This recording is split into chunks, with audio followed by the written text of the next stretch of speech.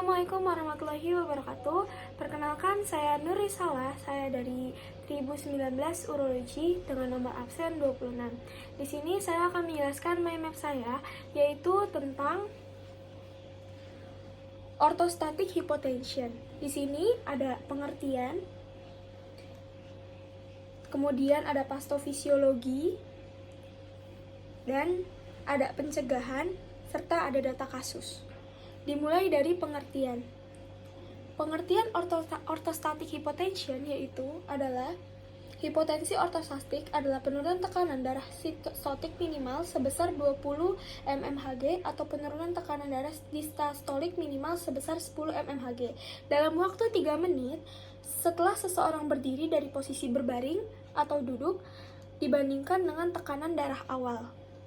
Kemudian, hipotensi ini bersifat asimptomatik atau simptomatik dengan gejala seperti pusing, kepala ringan, light stenosis, dan bahkan sinkop yang muncul akibat gagalnya tubuh dalam menyesuaikan tekanan darah secara normal dan perubahan posisi tubuh.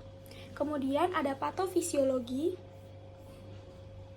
Patofisiologinya yaitu berkaitan dengan perubahan posisi tubuh dari berbaring ataupun duduk.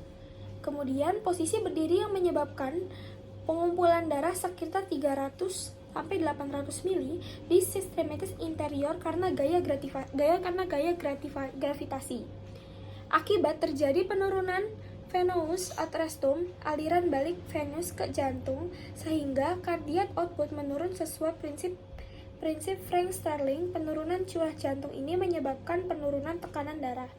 Kemudian, dalam kondisi normal, tubuh menjaga tekanan darah saat berdiri melalui volume plasma cukup bereksofags dengan berfungsi dengan baik, dan tonus fonomotor optimal berestopator di sinutus carotis dan serta mendeteksi penurunan tekanan darah dan mengirim sinyal ke otak untuk mengaktifkan saraf simpatis yang meningkatkan denyut jantung dan menyebabkan beberapa vasostrostik guna menaikkan tekanan darah, gangguan pada baroflexes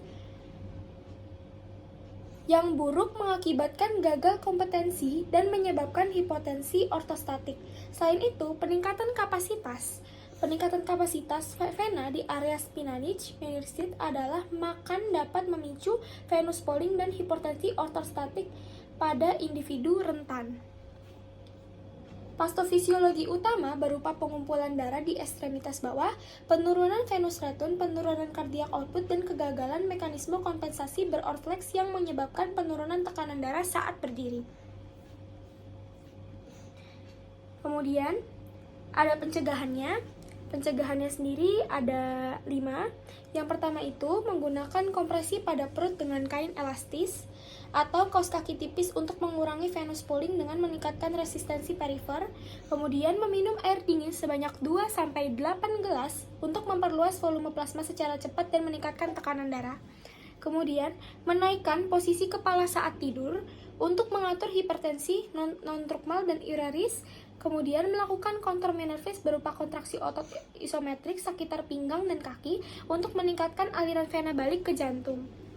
Dan yang terakhir, edukasi pasien agar mengenali gejala awal hipotensi ortostatik dan memahami pentingnya perubahan posisi tubuh secara perlahan.